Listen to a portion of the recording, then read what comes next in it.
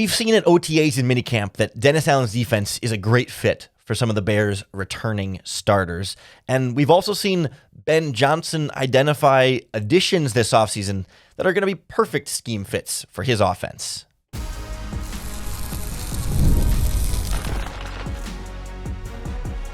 You are Locked On Bears, your daily Chicago Bears podcast. Part of the Locked On Podcast Network, your team every day.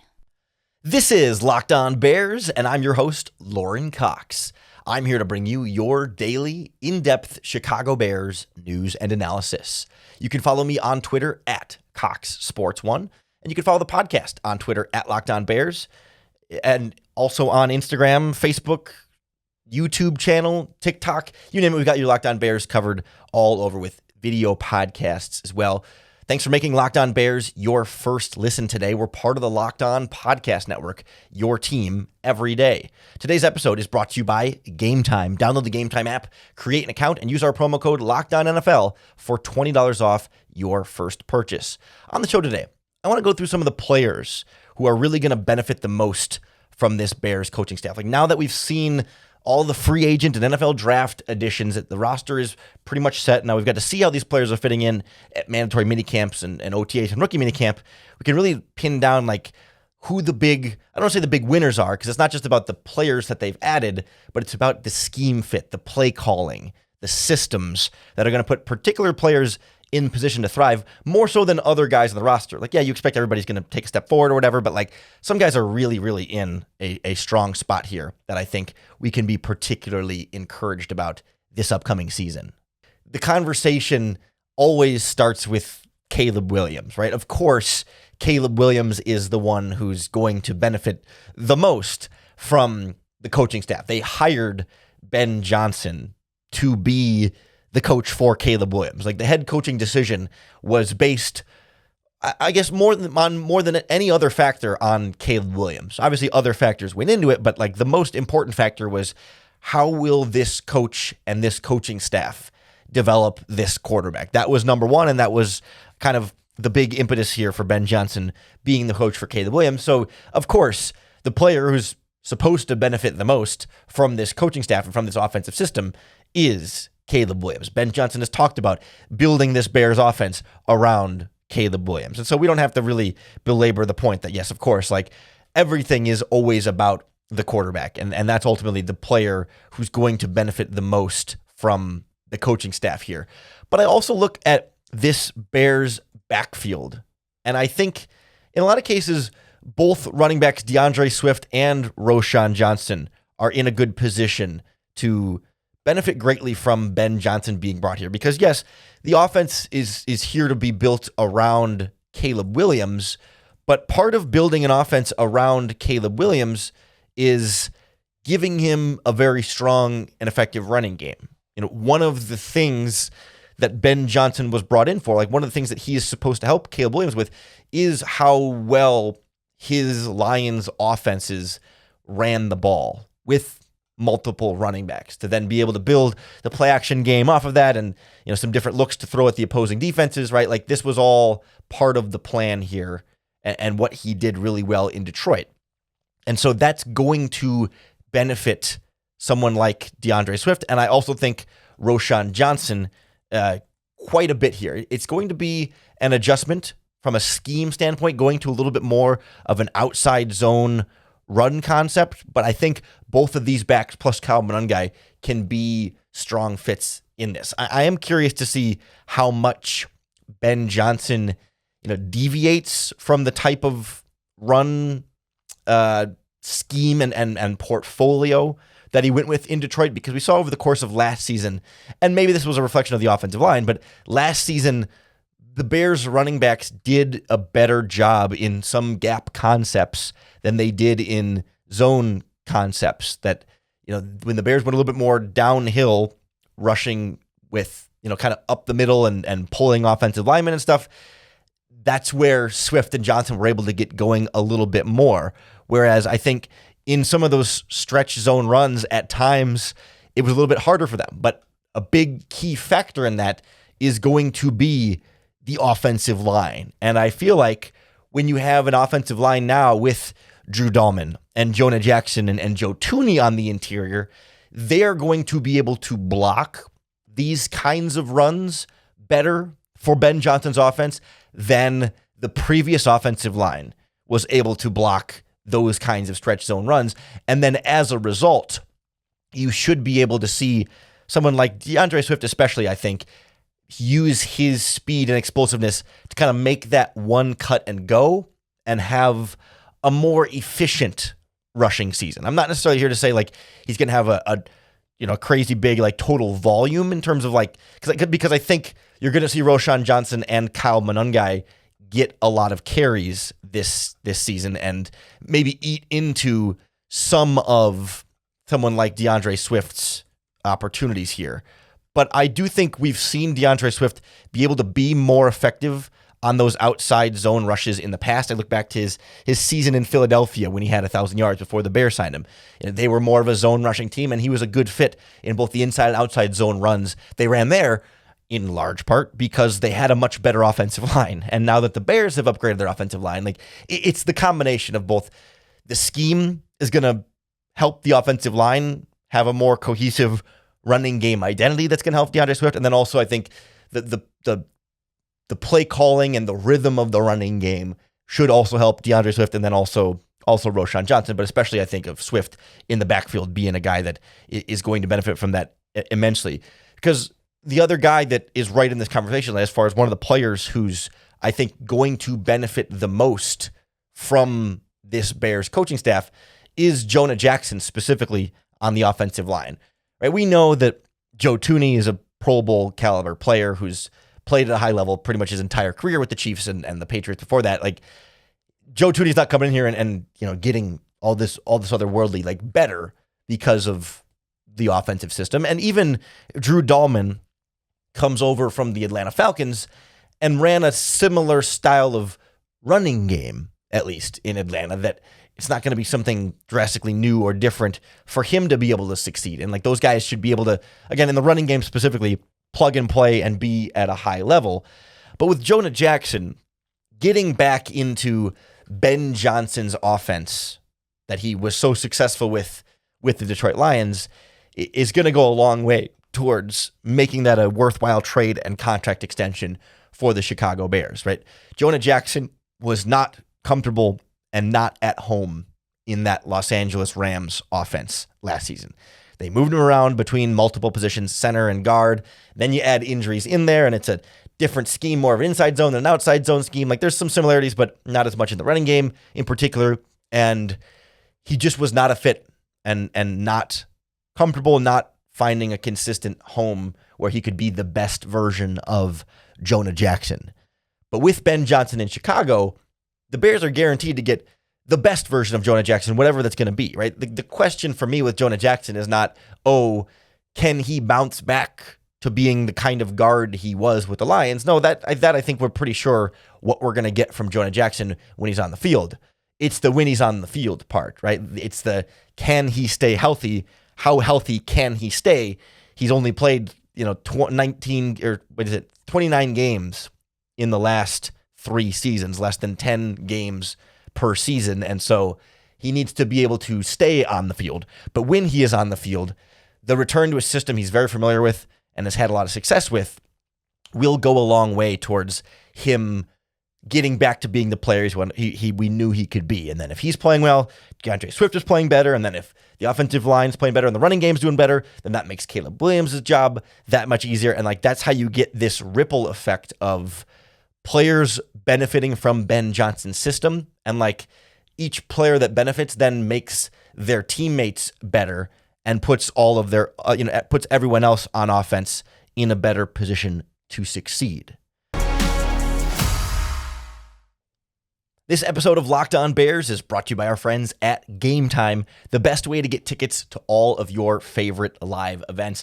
I've got the Gametime app on my phone, and I use it all the time. I just got tickets actually went and saw comedian Daniel Tosh. I got my tickets on Gametime, went to a baseball game for Father's Day, got my tickets on the Gametime app as well because it's always an easy ticket buying experience. With Gametime, There are killer last-minute deals, panoramic seat views, and no surprise fees. That's what makes it a game changer. With the Game Time guarantee, your tickets are 100% authentic, arrive on time, and you'll always get the best price with those fees included. So what you see is what you pay, and you can, right in the app, see your view from your seat in the venue so you know exactly what you're getting. So take the guesswork out of buying tickets with Game Time.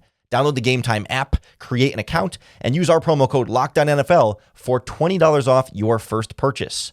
Terms apply. Again, create an account and redeem our code LOCKEDONNFL for $20 off.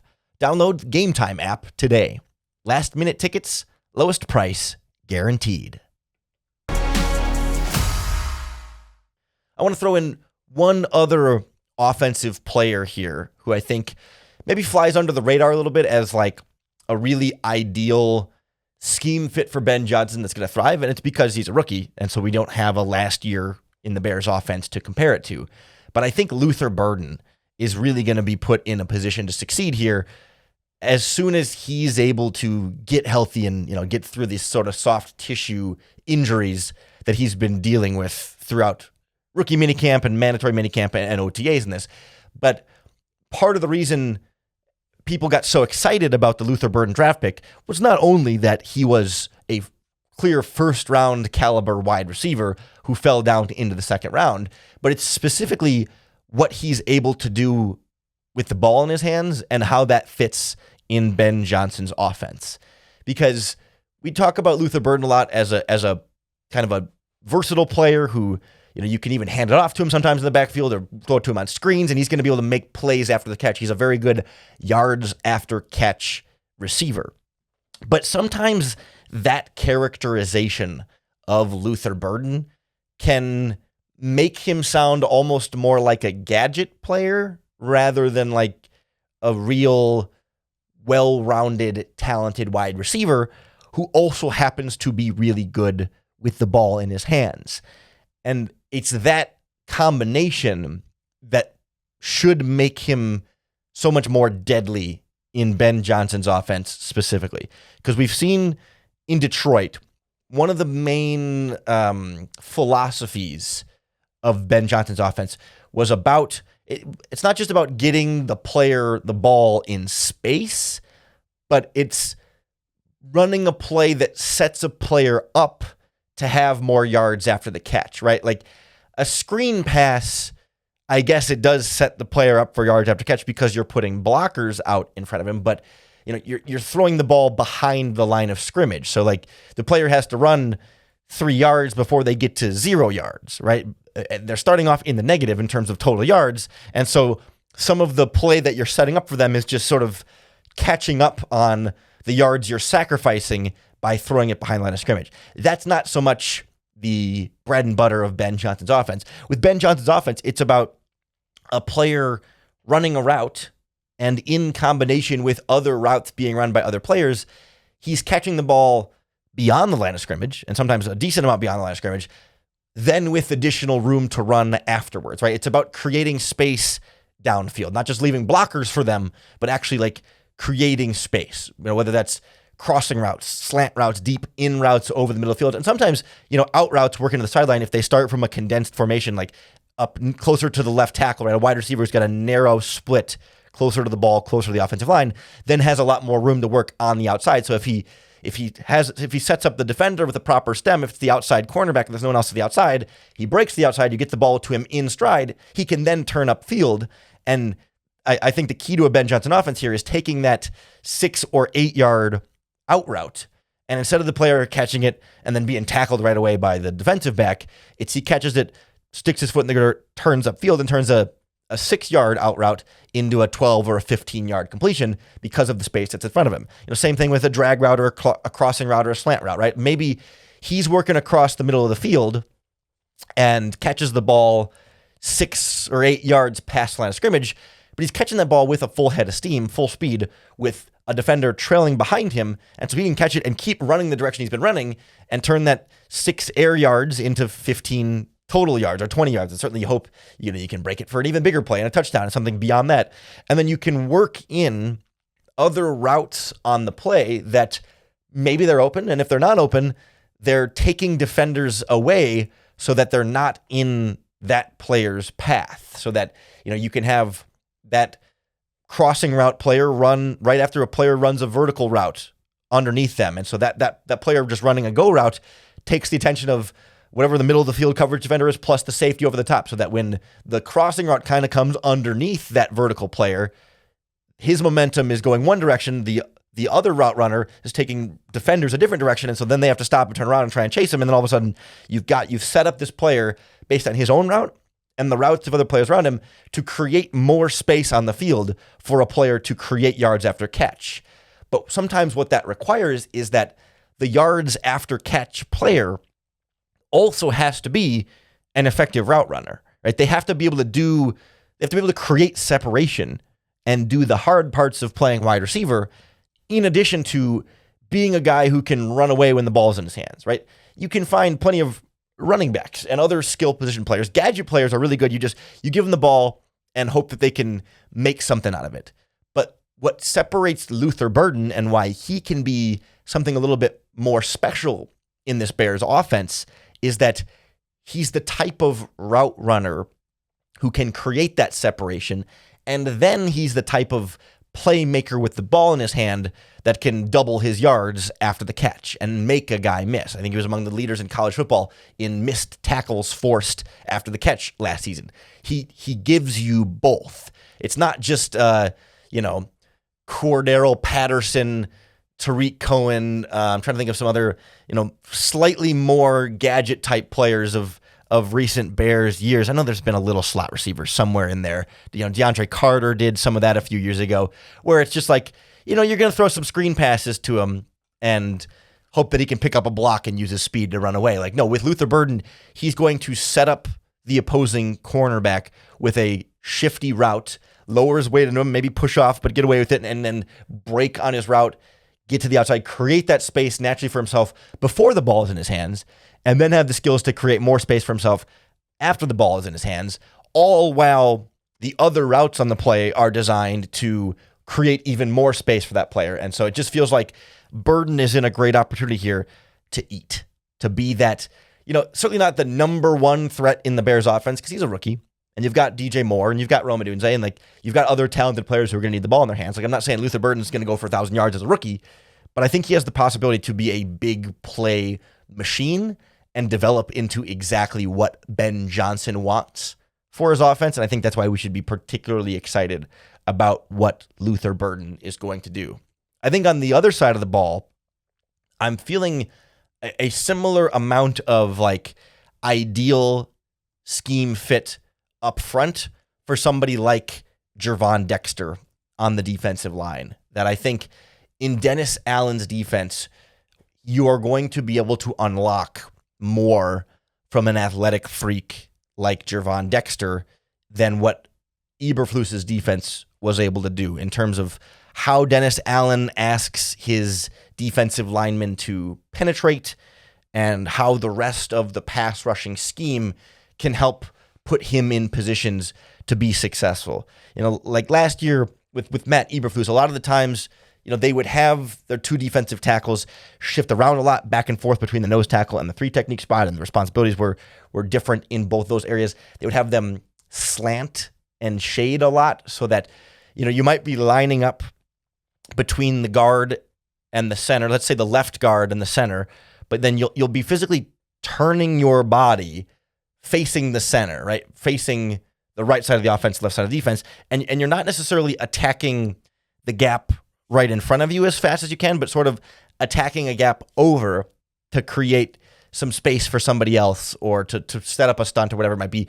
And Dennis Allen is going to do some of that stuff, but there's also going to be times when it's just like, go. Gervon Dexter, you are bigger, faster, and stronger than the offensive lineman in front of you. Like, you have more physical tools than this guy. He's smaller than you. He's not as quick as you are, and he's not as strong as you are. Just go and beat him. And don't worry about circling back around or contain the quarterback. Like, the edge rushers can help contain the quarterback. The edge rushers can help set the edge in the running game. Like, get upfield, then figure out if it's a run or a pass there. Like, there's some ability there to be more aggressive along the defensive line and then be able to take advantage of those physical tools across multiple positions, right? Being able to kick up and down the defensive line and maybe use him as an edge rusher sometimes in certain situations. One of the things Dennis Allen likes to do is go to like a 3-man defensive line and bring in an extra defensive back in a dime package and then walk the linebackers up to the line of scrimmage. So you'll have like edge rusher, standing linebacker, nose tackle, standing linebacker, edge rusher, like left to right across the defensive line. And you can use Gervon Dexter in any of those positions. If a team has a smaller, undersized center on the other side of the line of scrimmage, who's, centers tend to be the shortest arm guys, tend to be the lightest guys on the line of scrimmage. Sometimes you want a lighter, quicker center lining up for you, depending on what you want to do from a scheme standpoint. Then you could put Gervon Dexter at that nose spot, have him have a one-on-one with that center, bull rush him into the quarterback's lap, and boom, you've got yourself a nice pass rush there because you have the other linebackers up on the line of scrimmage potentially blitzing that are going to occupy the other guards, so you can get Gervon Dexter one-on-ones even from a nose tackle position. Or if a team has a lighter, smaller offensive tackle, maybe with shorter arms, like we talked about with Peter Skoronski a few years ago, and then of course in this year's draft with the left tackle class having a few different shorter arm players in there, like Gervon Dexter's size and length can be enough to overpower tackles on the side, but he's fast enough that he's going to be able to get off the line of scrimmage and not just not be too slow to evade the offensive tackle in front of him. His combination of speed and strength and size can create mismatches that Dennis Allen can take advantage of, and you can move him around to maximize those mismatches, right? Like, sure, if another team has a huge, strong, fast, physical freak, like then maybe Gervon Dexter's not going to have that mismatch, and you want to go with more of a technician, like a Grady Jarrett, going up against them who's not there to win with his athletic tools as much, but just his technique and pass rush moves. Like, sure, there's going to be enough for everybody to eat, but I think Dexter's someone in particular whose tools and versatility give Dennis Allen a versatile weapon that he can then take advantage of and make him a key part of blitzes, stunts, and formations to put him in a better position to be successful.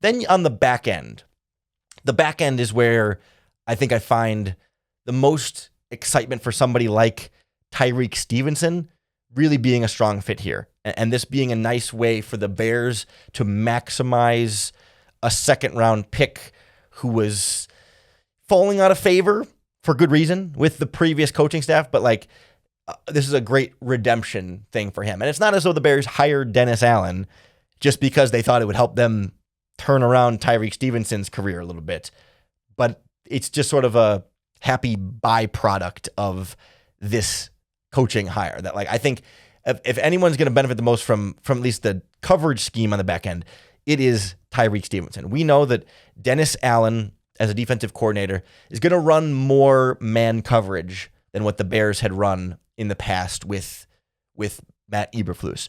It's not going to be 75% man coverage. It's not going to be some vast majority, but it'll be a lot closer to 50-50 than what Eberflus was. I think with Dennis Allen, it's anywhere from 35-40% of the time man coverage for the cornerbacks on the outside, whereas Matt Eberflus, it was more like 20 to 25% of the time. So, almost double the man coverage, but still not like every snap you're in man-to-man, so everyone just buckle up and good luck. They're still going to play a lot of zone coverage. It's not as though Stevenson gets to play man coverage every snap, but that's clearly where he was better in college and I think has been better over the course of his Bears career. This is a physical bump and run corner who likes to get under a receiver's skin and follow him all over the field and jar at him a little bit and kind of poke back and forth and make that wide receiver uncomfortable. Stevenson's strong point hasn't been dropping back in zone, reading multiple routes, reading the quarterback, and then trying to react based on that. There have been times this season where he's been caught out of position. Times in his 2 seasons where he's been caught slightly out of position or late reacting to something or not seeing a player coming, and then he has to turn around and he's beaten. And it feels like that's been where more of the mistakes have come. And it's not exclusively that way, especially some zone coverages when he's the outside corner on cover 3 is kind of like man-to-man, or you're only really paying attention to 1 or 2 receivers. And he's been Like, he's been okay in zone coverage. It's not as though he's only good in man and no good in zone, but he's much more natural and comfortable and physical in that man-to-man coverage, and he's got a great ability to feel when the ball is in the air and go up and try and make a play on it, or at least like a pass breakup, even if it's not always like high pointing it and intercepting the ball every time. And so switching to a scheme like this will be more conducive to Tyreek Stevenson's skill set, in addition to just the fresh start he's going to get from it not being Matt Eberflus, and the coaching staff that was there for the Hail Mary, right? Of course, like, that's going to linger over his career probably forever, but at least it's not the same coaches. Yeah, he's talked about it this offseason. It's the same teammates. Like, he had to own up to that. It's not a total fresh start. He doesn't look at it as though all is forgiven and forgotten. But I do think it helps when it's just like, hey, I've only, the coaching staff, I've only known you since March or whenever, or February when they were hired. Like, anything that happened before that is in the past. We're only going to judge you on what happens from here on out. Like, you show up, you work hard, you do what we ask of you, you'll be fine. On the other hand, they don't have the same kind of tie to him because they didn't draft him the way they did. So, like, he's going to have to earn everything. But I think it's a great position for him to find a lot of success and take that next step this season that he didn't necessarily take in year 2, but year 3 could be the time where it really starts to come together for Tyreek Stevenson and gives the Bears a really dynamic group at cornerback. Because I also think one of the other big beneficiaries here is going to be Kyler Gordon in the slot. And not just in the slot is probably the real reason why here, because we've heard Dennis Allen talk about moving him around the defense and finding another position for him to sort of have as a secondary backup kind of spot where he doesn't just have to play slot, but can he get on the field more playing on the outside sometimes? Can he play safety? They've been dabbling with. And we've seen Dennis Allen's defenses use different packages, sometimes with 3 safeties on the field. And you'll have like 2 deep safeties plus a third safety who kind of plays this rover / star role that's like somewhere between a slot cornerback, a strong safety, and a linebacker. They're kind of, sometimes they'll even go deep too, but it's kind of just a little bit of anything. Think about what Tyrann Mathieu was able to do there, and of course, like before that with the Chiefs and the Cardinals, like this sort of like hybrid player role. Like, not that Kyler Gordon and Tyrann Mathieu are the same player, but like that type of move him around and see what he can do. Like, Kyler Gordon has such great instincts. He's good blitzing off of the edge or blitzing wherever they line him up, which is another thing Dennis Allen is going to do a ton of with him and line him up in different spots. So you're never really going to know exactly where extra pass rushers are coming from. But Kyler Gordon is great coming downhill and reading the run, kind of like a strong safety as well, but then good coverage instincts on the back end. I think he's more natural in zone than man-to-man, but certainly in the slot, he's had to cover a lot of guys man-to-man, and you don't even have the sideline to work with. It's a two-way go, and it's a tough spot to be in. We've seen Gordon still be successful doing so in that spot. So I just think Dennis Allen's ability to use Gordon as a little bit of a jack-of-all-trades, do-it-all type of defensive back can really go a long way for him. And you know what? If they try some stuff and maybe it's not as natural or comfortable for him, they can just leave him as a slot cornerback, and the Bears are going to have a really good player there too. Like, I do think his run defense, his blitzing, and his coverage are going to be fine no matter what, as he's a slot. Or if they want to try and move him around and do stuff, they can unlock even more, but you're still going to have a really, really solid player there who might still occasionally kick out to the outside in some situations and could play outside cornerback like he's done earlier in his career. I think the potential is really all there for Gordon to be something even more in Dennis Allen's defense than what he was in Matt Eberflus's defense. And that's really what I wanted to get at here, is like, now that we've had free agency in the NFL draft and we've seen OTAs to kind of get a sense of how players are fitting into this Bears offense and defense, now we can have a better sense of like who's really in line to benefit the most from a pure like coaching and scheme standpoint. Because of course we know who's going to benefit the most from like, you add free agents and you can see where the upgrades are clearly going to be there. But I wanted to go a step deeper and say, like, system, play calling, scheme standpoint, who's going to thrive. And I think some of the guys that are perfect fits for Ben Johnson and perfect fits for Dennis Allen that are sort of just like happy accidents there, as opposed to like the intentional reason you hired these coaches. I mean, it's probably the intentional reason you traded for Jonah Jackson and drafted Luther Burden, whereas like Dexter Stevenson and Gordon and DeAndre Swift were inherited, and it just works out well that these guys are going to be in better positions this upcoming season. We'll keep close tabs on what all of these guys do and any other additions the Bears might make that could be good fits for Dennis Allen's defense or Ben Johnson's offense right here in the Locked On Bears podcast. So make sure you hit that subscribe button on YouTube or wherever you listen to podcasts, because that's going to be the best way to keep up with all of our daily, in-depth Chicago Bears news and analysis. Thanks for making Locked On Bears your first listen today. We're part of the Locked On Podcast Network, your team every day. If you're looking for a second listen, you can always check out one of our other Locked On Podcast Network podcasts for any of your other favorite teams in the NBA, MLB, NHL, or college sports. We've got you covered elsewhere on the podcast network, so go listen to one of those podcasts for your second listen.